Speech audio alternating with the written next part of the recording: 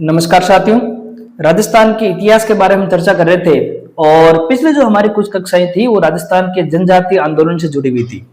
जब हम राजस्थान के जनजातीय आंदोलन पढ़ रहे थे तो सबसे पहले हमने जो मेर जनजाति द्वारा किए गए आंदोलन है उसके बारे में हमने अध्ययन किया था। उसके बाद की जो हमारी क्लास थी वो मीणा जनजाति द्वारा किस प्रकार से आपके ब्रिटिश नीतियों का या आप कह सकते हैं कि जो औपनिवेशिक जो राजनीतिक और प्रशासनिक नीतियां हैं उसका विरोध किया था, अर्थात जो मीणाओं के द्वारा जो विद्रोह किया गया था उसके बारे में हमने चर्चा की थी। उसके बाद में हमने राजस्थान की जो अंतिम जो भील जाति है उसके द्वारा जो विद्रोह किया गया है, उसके द्वारा जो आंदोलन किए गए हैं उसके बारे में चर्चा कर रहे थे।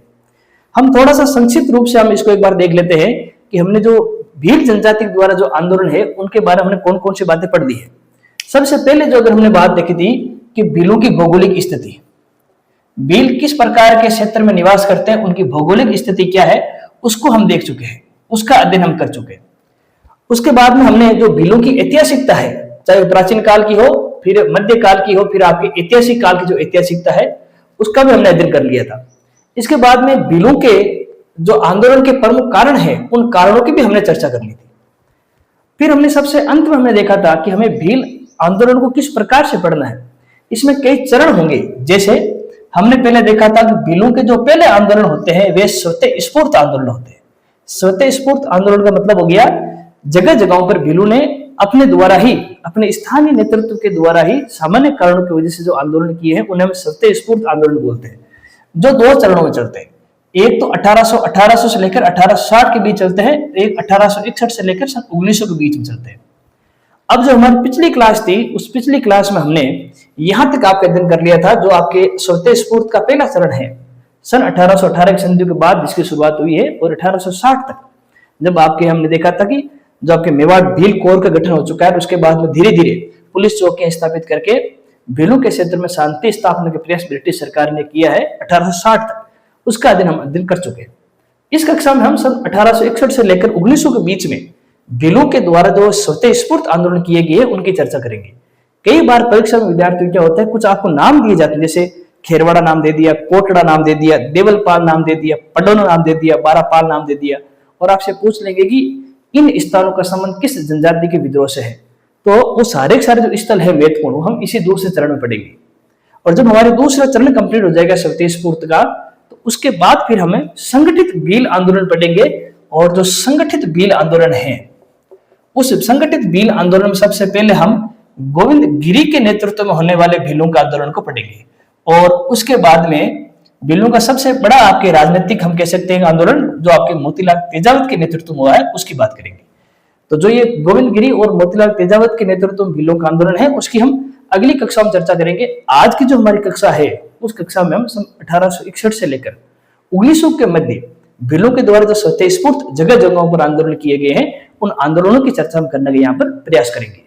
स्वतः स्फूर्त जो आपके भीलों का आंदोलन हुआ है, और इस स्वतः स्फूर्त आंदोलन का जो आपके दूसरा चरण है अर्थात सन 1861 से लेकर 1900 के बीच में, इन कालक्रम के दौरान होने वाली घटनाओं और उन घटनाओं का संबंध हमारी परीक्षाओं से किस प्रकार बनेगा, कौन कौन से सवाल यहाँ से हमारी परीक्षा में आ सकते हैं, संभावना बनी रह सकती है, उसकी चर्चा हम इस क्लास में करने का थोड़ा सा हम प्रयास करते रहेंगे। सबसे पहले अगर हम देखेंगे विद्यार्थियों 1860 के बाद में जब एक बार भीलों के जो स्वतः स्फूर्त आंदोलन का जो पहला चरण था वहां पर मेवाड़ भील कोर के द्वारा जब शांति स्थापित कर दी गई थी, लेकिन 1861 के बाद में हम देखते हैं कि समय समय पर ऐसी कुछ घटनाएं हुई हैं जो हमारे लिए इस पूरे चैप्टर में महत्वपूर्ण बन जाती है। सबसे पहले अगर बात करूं विद्यार्थियों 1861 के अंतर्गत, 1861 के अंतर्गत मेवाड़ रियासत का एक स्थान विद्यार्थियों आपके खेरवाड़ा, वर्तमान में इसकी स्थिति उदयपुर में है, और खेरवाड़ा क्षेत्र के भीलों ने अपने स्थानीय मांगों को लेकर ब्रिटिश जो आपकी नीतियां हैं, हम कह सकते हैं जो औपनिवेशिक नीतियां हैं, जो सामंती व्यवस्था है उसके खिलाफ आपके विद्रोह कर दिया था। इसके बाद में 1863 के अंतर्गत विद्यार्थी जो कोटड़ा क्षेत्र है, इस कोटड़ा क्षेत्र के जो भील है उन्होंने भी आपके विद्रोह कर दिया था। मैं पहले भी कह चुका हूं विद्यार्थियों, ऐसे जो आपके क्षेत्र होते हैं जैसे खेरवाड़ा हो गया, कोटड़ा हो गया, हम पढ़ेंगे इनके बारे में और आगे, जैसे देवलपाल हो गया, बारापाल हो गया, पडोना हो गया, अक्सर परीक्षा में ये आपको सब दे देंगे और आपसे पूछ लेंगे कि इन सारे आपके जो स्थल है उनका संबंध किस आपके जनजाति विद्रोह से है। तो ये में तारीख याद नहीं रखनी, हमें स्थान जरूर याद रखना है कि 1861 के अंतर्गत खेरवाड़ा क्षेत्र के और 1863 के अंतर्गत विद्यार्थियों आपके कोटड़ा क्षेत्र के भीलों ने आपके विद्रोह किया था। मेवाड़ क्षेत्र के अंतर्गत ये बार बार होने वाले विद्रोह है, इनसे मेवाड़ के महाराणा भी दुखी थे। उन्होंने क्या किया, 1866 के अंतर्गत जो मगरा क्षेत्र है, अब ये मगरा क्षेत्र क्या है इसके बारे में हम पहले पढ़ चुके हैं, लेकिन हम यहाँ पर एक बार और पढ़ लेते हैं। जो मेवाड़ का उत्तरी पश्चिमी जो क्षेत्र है, जहां पर अवशिष्ट पहाड़ियां पाई गई है और जहां मुख्यतः आपके भील निवास करते हैं, ये भीलों का क्षेत्र था, उसको बोलते हैं आपके मगरा क्षेत्र। और इस मगरा क्षेत्र का जो विद्यार्थी हाकिम है वो मेहता रघुनाथ सिंह को बना दिया गया था। ये नाम आप याद रखेंगे, मेहता रघुनाथ सिंह, इनका नाम आप मीणा जो जनजाति आंदोलन है वहां पर भी पढ़ चुके हैं कि किस प्रकार से मेहता रघुनाथ सिंह ने मीणाओं के क्षेत्र के अंतर्गत विभिन्न प्रकार के लाग बाग टैक्स बढ़ा दिए थे, उसकी वजह से मीणाओं ने विद्रोह कर दिया। यही गलती आपको वहां पर मेवाड़ के महाराणा कर रहे हैं। उन्होंने मगरा के अंतर्गत मेहता रघुनाथ सिंह की नियुक्ति कर दी हाकिम के रूप में, और इनको ये आदेश दिया गया, इनको ये अधिकार दिया गया कि वे अपने नीतियों और अपने विचारों से क्या करें, इस पूरे मगरे क्षेत्र के आसपास जो भील विद्रोह उत्पन्न हो रहे बार बार, उनमें आपके उनको दमित करने का काम करें, उनका दमन करने का काम करें। लेकिन ये जो मेहता रघुनाथ सिंह है, एक प्रकार से हम कह सकते हैं प्रतिक्रियावादी व्यक्ति हैं, और इनकी नीतियों की वजह से जो भील आंदोलन है वो उनका दमन तो नहीं हुआ, बल्कि उस भील आंदोलन का जो एरिया है और अधिक विस्तृत होता गया। तो मेवाड़ के महाराणा तो इनकी नियुक्ति भील विद्रोह को दबाने के लिए की हुई है, लेकिन इनकी नीतियों की वजह से, मेहता रघुनाथ सिंह की नीतियों की वजह से भील आंदोलन आपके और तेजी से बढ़ा है। और इसका उदाहरण हमें मिल जाता है कि 1867 के अंतर्गत जो देवलपाल क्षेत्र है, उस देवलपाल क्षेत्र में भी भीलों ने फिर से विद्रोह कर दिया। तो यहाँ पर हमें 3 नाम दिखाई दे रहे हैं, एक तो खेरवाड़ा क्षेत्र, एक आपके कोटला क्षेत्र, और 1867 के अंतर्गत विद्यार्थी आपके देवलपाल का जो एरिया है वहां पर भी भीलों ने विद्रोह कर दिया। जब हम भीलों की भौगोलिक क्षेत्र को पढ़ रहे थे विद्यार्थियों, तो उस समय हमने बात की थी, जैसे ये राजस्थान का आपके दक्षिणी भाग है, और मान लीजिए ये आपके मेवाड़ रियासत है, इधर आपके डूंगरपुर का क्षेत्र है, यहाँ आपके बांसवाड़ा का क्षेत्र है। तो मैंने कहा था कि जिस प्रकार से मेवाड़ रियासत में भीलों के विद्रोह हुए, उसी प्रकार से डूंगरपुर और बांसवाड़ा के क्षेत्र में भी आपके भीलों ने विद्रोह किए। मेवाड़ में होने वाले भील विद्रोह से दुखी होकर और वहां की स्थिति को गंभीरता से लेकर बांसवाड़ा के जो आपके शासक है उनको ये लगा कि ये जो आग फैल रही है भीलों की, कहीं ना कहीं हमारे राज्यों, हमारे प्रशासन को नुकसान पहुंचा सकती है। तो इससे पहले भील विद्रोह हमारे क्षेत्र को नुकसान पहुंचाए, हमें पहले से ही कोई ऐसे तौर तरीके अपनाने पड़ेंगे जिनसे भील विद्रोह हमारे रियासतों में नहीं फैले। और विद्यार्थियों 1868 के अंतर्गत, ये थोड़ी सी तारीख महत्वपूर्ण है, 1868 के अंतर्गत तो बांसवाड़ा राज्य है। इस बांसवाड़ा राज्य ने ब्रिटिशों से, ये हम कह सकते हैं कि ब्रिटिश जो आपके प्रशासक हैं या ब्रिटिश जो आपके अधिकारी हैं, ब्रिटिश जो नीतिकार है, उनसे एक समझौता कर लिया। समझौता यह किया गया कि जो ब्रिटिश सेना है, उस ब्रिटिश सेना को बांसवाड़ा रियासत ने पूर्ण रूप से अधिकार दे दिए, एक प्रकार से उन्हें निरंकुश शक्तियां दे दी कि वो कोई भी साम दाम दंड भेद किसी प्रकार की नीति का पालन करते हुए बांसवाड़ा के अंतर्गत होने वाले भील विद्रोह का दमन करें। और इसी के साथ में ये जो आपकी ब्रिटिश सेना है, उस ब्रिटिश सेना के साथ में जो अफगानिस्तान के पठान है, उनकी नियुक्ति भी कर दी गई, ताकि ये आपके अच्छे तरीके से जो आपके भील विद्रोह हो रहे हैं उनको आपको रोकने का काम करे। तो यहाँ पर इस समझौते के अंतर्गत एक तो जो आपकी ब्रिटिश सेना है उसको एक प्रकार से निरंकुश शक्तियां मिल गई है, और इस निरंकुश शक्तियों का प्रयोग वो आपके भील विद्रोह के दमन के लिए करेंगे। फिर आपके ब्रिटिश सेना के अंतर्गत जो अफगानिस्तान के पठान है उनकी नियुक्तियां की जाने लगी, और इन नियुक्तियों का प्रमुख उद्देश्य यही था कि जो भीलों का जो विद्रोह हो रहा है बांसवाड़ा की ओर, उन्हें आपके समाप्त किया जाए, उनको रोका जाए। और विद्यार्थियों, जैसे ये आपके अब एक प्रकार से समझौता हुआ है, इस समझौते का विरोध करने के लिए ही, इस समझौते के प्रतिक्रिया स्वरूप ही सन 1872 और 73 के आसपास बांसवाड़ा क्षेत्र के अंतर्गत भीलों ने विद्रोह कर दिया।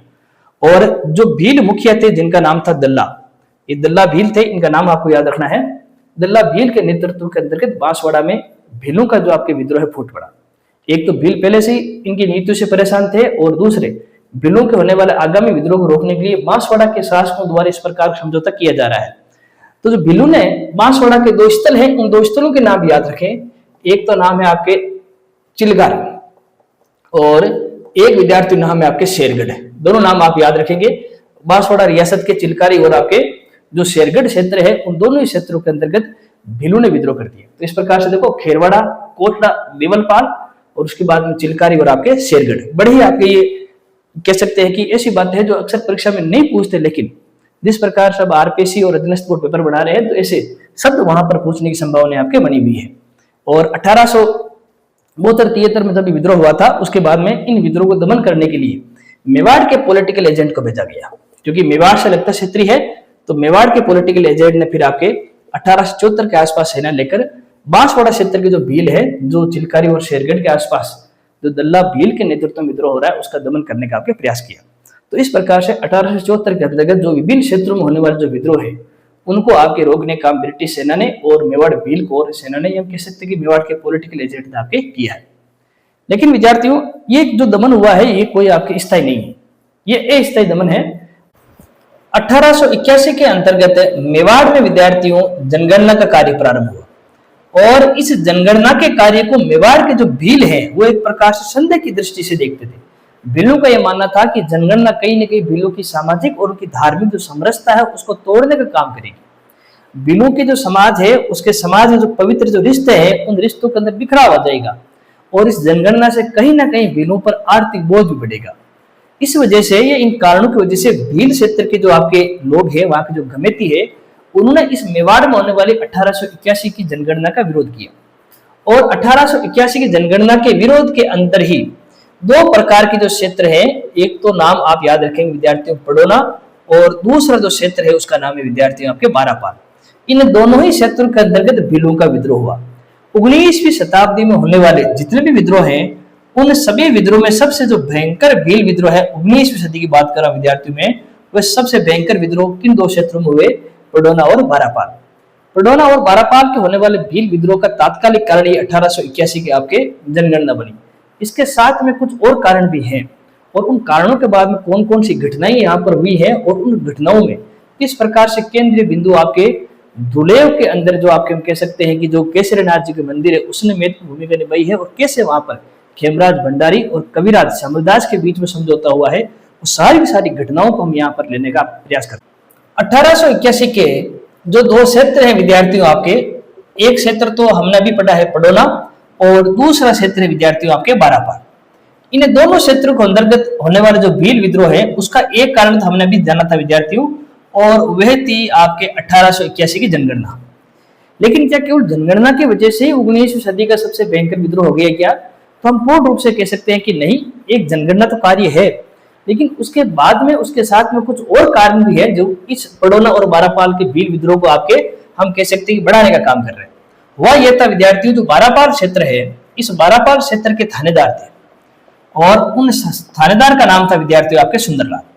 सुंदरलाल ने बारापाल क्षेत्र में किसी प्रकार के जो भूमि विवाद हो रहे हैं उस भूमि विवाद में गवाही देने के लिए भीलों के दो गमेतियों को बुलाया। यहाँ पर विद्यार्थियों एक नया नाम आया विद्यार्थियों, गमेती। ये हम गमेती बोल सकते हैं। गमेती कौन होते हैं विद्यार्थियों? जो भीलों के गांव के जो मुखिया होते हैं उन्हें बोलते हैं गमेती। एक प्रकार से गमेती के पद पर जो नियुक्त व्यक्ति होता है वो भीलों के सामाजिक, उनके पारिवारिक, उनके धार्मिक आदि निर्णयों में सबसे महत्वपूर्ण भूमिका निभाता है। हम सरल भाषा में कह सकते हैं कि जो भीलों के मुखिया होते हैं उसको बोलते हैं गमेती। दो गमेती थे, एक का नाम था विद्यार्थियों आपके रूपा और एक का नाम था विद्यार्थियों आपके कुबेरा। उन दोनों को आपके भूमि विवाद पर किसी प्रकार की गवाही देने के लिए बुलाया गया था। भीलों को यह मानना था कि भूमि विवाद तो केवल एक सामान्य सी बात है, इसके पीछे दूसरा कारण यह है कि हमारे गमेतियों को परेशान करने का काम आपके थानेदार कर रहा है। तो भीलों ने क्या किया, जो सुंदरलाल के द्वारा भेजा गया जो संदेश दूत है उस संदेश दूत की हत्या कर दी। न केवल संदेश दूत की हत्या की, बाद में बारापाल के पुलिस चौकी को भी जला दिया गया और वहां पर सुंदरलाल की भी हत्या कर दी गई। ये 19वीं शताब्दी की सबसे भयंकर घटनाओं में से एक घटना मानी जाती है, जब भीलों ने अपने गमेतियों के खिलाफ किए जा रहे जिस प्रकार के व्यवहार है उससे दुखी होकर संपूर्ण बारापाल क्षेत्र के जो थाने हैं उन सबको जला दिया। ऐसी घटनाओं से तत्कालीन मेवाड़ के महाराणा सज्जन सिंह थे, वो परेशान थे।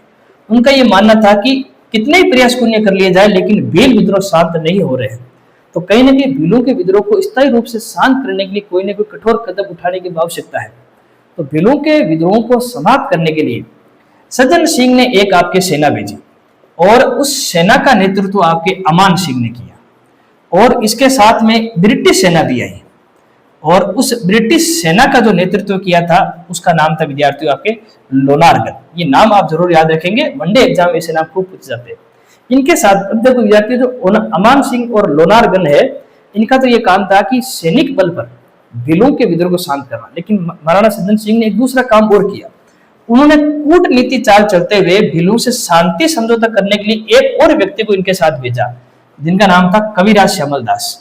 इनको ये जिम्मेदारी दी गई थी कि अगर आवश्यकता पड़े तो ही आपके सैनिक हमें कार्रवाई करनी है, वरना बातचीत के माध्यम से हम कह सकते हैं एक प्रकार समझौते के माध्यम से भीलों को शांत करने का प्रयास करना है। क्योंकि कहीं ना कहीं मेवाड़ के महाराणा भी जानते हैं कि निरंतर भीलों पर सैनिक कार्रवाई करने से भीलों का विद्रोह शांत नहीं हुआ, बल्कि वो और बढ़ चढ़कर हमारे सामने आया। तो इसके साथ में कविराज श्यामल दास को भी भेजा गया था। जब ये इस प्रकार की सेना आपके भीलों को दमन करने के लिए आई थी, उस समय भीलों के जो विद्रोही हैं उनके 3 नेता थे। एक का तो नाम था विद्यार्थी नीमा, एक का नाम था विद्यार्थी आपके खेमा, और एक का नाम था विद्यार्थियों आपके जोईता। तो ये आपको 3 नाम याद रखने विद्यार्थियों, नीमा, खेमा और जोईता। इन तीनों ने आपके 1881 के जो आपके विद्रोह हुए हैं, जो बारापाल और पडौना क्षेत्र के, उस विद्रोह में भीलों का नेतृत्व करने का काम किया। यहाँ पर अब स्थिति ऐसी बन चुकी विद्यार्थियों की एक तरह से तो आपकी ये कूटनीति और आपकी सैनिक कार्रवाई की जा रही है, और उनका सामना भील कर रहे हैं अपने 3 नेताओं के माध्यम से, जिनका नाम है नीमा, खेमा और आपके जोईता। इसी समय जितने भी जो आपके भील विद्रोही थे उनकी संख्या लगभग आपके 8000 के आसपास बताई जाती है। जो 8000 के आसपास जो आपके भील विद्रोही है, जिनका नेतृत्व ये तीनों कर रहे थे, ये सब के सब आपके ऋषभदेव जैन मंदिर में आपके रुके हुए थे। अभी जो ऋषभदेव जैन मंदिर है, जो धुले उदयपुर के अंदर है, इनके बारे में थोड़ी सी बाद में चर्चा करेंगे, और क्योंकि हो सकता है कि हालांकि कला और संस्कृति के भाग है, पर यहाँ पर नाम आया ऋषभदेव जैन मंदिर, तो उनकी हम चर्चा यहाँ पर कर लेंगे। और जो ये मंदिर है, ये एक प्रकार से भीलों के आध्यात्मिक हम कह सकते हैं कि मान्यता का भी है, और यहाँ के जो पुजारी हैं उनका नाम है आपके खेमराज भंडारी।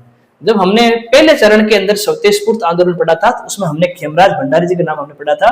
भीलों के जो आपके विद्रोह के कारण है, उस समय भी हमने खेमराज भंडारी का नाम पढ़ा था, और ये आपके इस मंदिर के मुख्य पुजारी थे, प्रकाश से प्रशासक थे।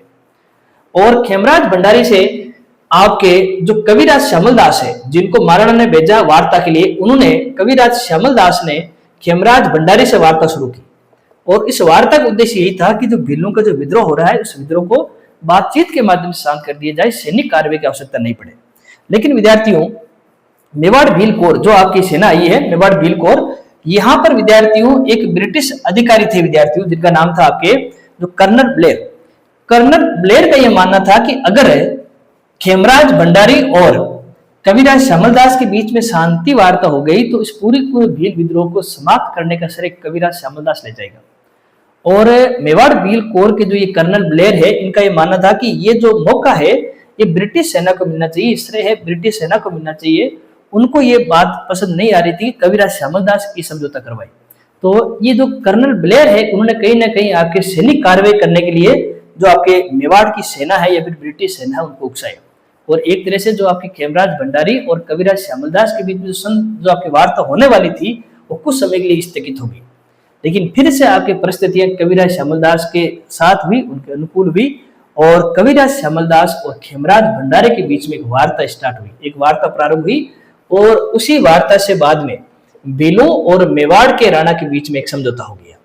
अब उस समझौते के अंदर कौन कौन सी बातें निश्चित की गई थी, उसमें सबसे पहली बात तो यही थी विद्यार्थियों की, जो 1881 की जो जनगणना है, उस जनगणना को जिसको भील एक प्रकार संदेह की दृष्टि से देख रहे थे, उसको रोक दिया जाएगा। तो यहाँ पर विद्यार्थी मेवाड़ क्षेत्र में जो भील क्षेत्र है, वहां पर ही जनगणना नहीं होगी। तो एक प्रकार से भीलों की एक मांग आपके पूर्ण होगी। दूसरी बात यह कि जो आपके पडौना क्षेत्र है और उसके साथ में जो बारापाल क्षेत्र है, जहां पर हिंसक घटनाएं हुई है जो भीलों के द्वारा की गई थी, ऐसा आपके महाराणा का मानना था।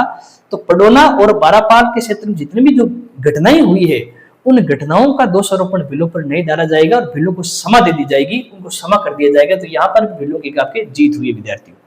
इसके बाद में एक और यहाँ पर समझौते का तीसरा में चरण देखने को मिलता है। यह भी कहा गया था कि जो भील क्षेत्र है उसमें पुलिस थाने हैं, वो आपके अब नहीं बढ़ाई जाएंगे, उनकी संख्या और बढ़ोतरी नहीं की जाएगी। जितने पुलिस थाने उनको उतना रखा जाएगा, और वो पुलिस थाने जो भीलों के गमेती है, उनकी जो सामाजिक और आपके धार्मिक मुखिया हैं, गांव के मुखिया हैं, उनके अधिकारों में किसी प्रकार का आपके हस्तक्षेप नहीं करेंगे। ये बात भी यहाँ पर कह दी गई थी। तो आप तीनों देखेंगे, चाहे जनगणना कार्य को रोकना हो, भीलों को समाधान देना हो, और आपके थानों की संख्या बढ़ोतरी नहीं करनी हो, ये आपके आश्वासन मेवाड़ के महाराणा सज्जन सिंह की ओर से कविराज श्यामल दास ने खेमराज भंडारी को दिया, क्योंकि खेमराज भंडारी ही ऋषभदेव जैन मंदिर के मुख्य पुजारी थे और भील विद्रोही उसी मंदिर में आपके ठहरे हुए थे। तो ये तीन हो गए। और अंत में इस समझौते का जो आपके चौथा बिंदु था, वो ये था कि जो भीलों ने यहाँ पर आपके ऋषभदेव के जैन मंदिर, जिसे वो आपके भील स्थानीय लोग कालाजी बोलते हैं, इस कालाजी की आण दी। कालाजी की आण का मतलब हो गया अपने देवताओं की उन्होंने सौगंध खाई है कि भविष्य के अंतर्गत ब्रिटिश सरकार या फिर आपके मेवाड़ के राणा के खिलाफ कोई गैर कारणों की वजह से विद्रोह नहीं करेंगे कि ऐसे ही आपके चलते कोई विद्रोह खड़ा नहीं किया जाएगा, कोई हिंसक घटना नहीं की जाएगी। ये आश्वासन भीलू ने खेमराज भंडारी और कविराज श्यामलदास के माध्यम से मेवाड़ महाराणा तक पहुंचाने का भी काम किया।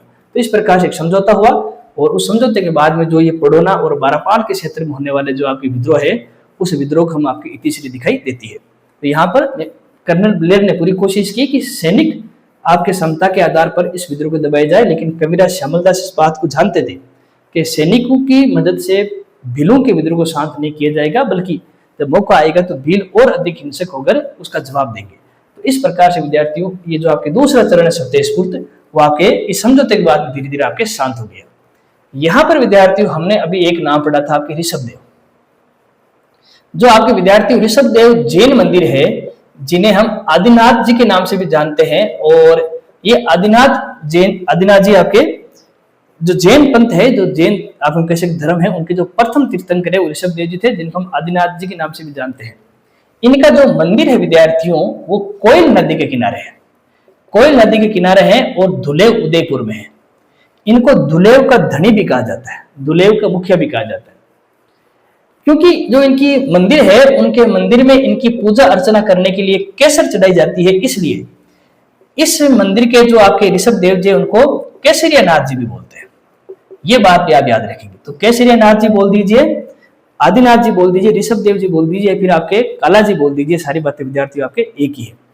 और इसी काला जी की आन आपके भील जन्म से बोल लेते हैं, और ऐसा माना जाता है कि जब भील आपके काला जी की आन लेते हैं, काला जी की सौगंध खाते हैं, तो उसके बाद में अपनी जो दीवी प्रतिज्ञा है, जो दीवी शपथ है, उसको कभी तोड़ते नहीं है। और इस आपके समझौते में देखेंगे इसी काला जी की आन आपके भीलों ने ली है। तो एक हालांकि कला और संस्कृति का भाग है ये आपके ऋषभदेव जैन मंदिर की सारी बातें, पर क्योंकि यह नाम आया है तो हमने उस नाम को यहाँ पर लेने का आपके प्रयास किया है। तो अब मेरे विद्यार्थियों, जो आपके स्वतःस्फूर्त आंदोलन है, जो उसका पहला चरण था, जो 1818 से लेकर 1860 के बीच में हुआ था, वो भी हमने अच्छी तरीके से पढ़ लिया। और जो 1861 से लेकर 1900 के बीच में जो भीलों का स्वतःस्फूर्त आपके आंदोलन है, उसका जो दूसरा चरण है, वो भी हमने अच्छी तरीके से पढ़ लिया। अब इतनी सारी बातें हैं सर, अब इनमें से सवाल कैसे आ सकते हैं? तो विद्यार्थियों, सवाल कैसे आएंगे इसकी भविष्यवाणी तो कर नहीं सकता, लेकिन अगर हम तथ्यात्मक बात करें, अगर वनडे एग्जाम की बात करें, तो इस चरण में हमने खूब सारे क्षेत्र पढ़े। जैसे हमने खेरवाड़ा क्षेत्र पढ़ा है, उसके बाद हमने कोटला क्षेत्र पढ़ा है, फिर हमने बारापाल क्षेत्र पढ़ा है, फिर हमने पडोना क्षेत्र पढ़ा है, हमने देवलपाल क्षेत्र पढ़ा है, हमने चिलकारी गांव पढ़ा है, हमने देवगढ़ गांव पढ़ा है, माफ कीजिए हमने शेरगढ़ गांव पढ़ा है। इन सारे के सारे क्षेत्रों में भीलों ने विद्रोह किए। तो इन क्षेत्रों से जुड़े आपकी परीक्षा प्रश्न पूछे जा सकते हैं। फिर इसी दौरान हमने कई सारे व्यक्तित्व के नाम पढ़े, जैसे भील मुखिया दल्लाक हमने नाम पढ़ा है, 2 भील गमेती रूपा और कुबेरक हमने नाम पढ़ा है। फिर आपके पडोना और बारापाल के क्षेत्र में जो भील विद्रोह है, उसके नेतृत्व करने वाला हमने नीमा, खेमा और जोईता जैसे हमने नेतृत्वकर्ताओं के नाम पढ़े। तो ये नाम आपको याद होने चाहिए। कहीं ना कहीं परीक्षाओं में ऐसे नाम आपके पूछे जाते हैं, और ये नाम आपको निश्चित रूप से आपको याद रखने चाहिए, क्योंकि कभी न कभी जब कठिन पेपर बनाया जाएगा, थोड़ी सी इसकी प्रकृति थोड़ी सी हार्ड होगी, तो उस समय ऐसे आपके नाम दिए जाएंगे और नाम आपको याद रखने हैं। इसके अलावा जो ब्रिटिश महाराणा, माफ कीजिए उदयपुर के महाराणा जो सज्जन सिंह हैं, जो उन्होंने सेनाएं भेजी, जिसका नेतृत्व अमान सिंह और लोनारघन ने किया, ये भी आप नाम याद रखेंगे। और इस बात को भी आप याद रखेंगे कि अंत में भीलों से समझौता करने में सबसे महत्वपूर्ण भूमिका निभाने वाले व्यक्तित्व कौन थे? तो वे थे विद्यार्थियों आपके कविराज श्यामलदास। हमें समय जरूर लगा है, 3 क्लासें हो गई है, और उन 3 क्लासों में हमने जो आपके भील है, उनकी भौगोलिक क्षेत्र, उनके हम कह सकते हैं कि ऐतिहासिकता, उनके कारण, और उनके कारण के बाद उनकी घटनाएं, उनकी घटनाओं में 1800 से लेकर 1900 के मध्य होने वाली सारी घटनाओं हमने अध्ययन कर लिया है। अब हमारी 2 क्लासें और होगी भील विद्रोह से जुड़ी हुई। अगली क्लास में हम गोविंद गिरी के नेतृत्व में होने वाले भीलों के संगठित विद्रोह को पढ़ेंगे, और उसके बाद में मोतीलाल तेजावत के नेतृत्व में होने वाले भीलों के संगठित विद्रोह को पढ़ेंगे। तब जाकर इन 5 क्लासों के हम जब समूह देखेंगे, तब जाकर हमारे भील विद्रोह हमारे पूरा संपूर्ण हो जाएगा, और परीक्षा में फिर कोई अलग से प्रश्न आने की संभावना आपके कम ही रहेगी। कोशिश ये रहेगी कि इन्हीं में से कोई ना कोई प्रश्न आपके आए। आप इन सारे बच्चों को अच्छे से अध्ययन करें, उनके आप नोट्स बनाएं।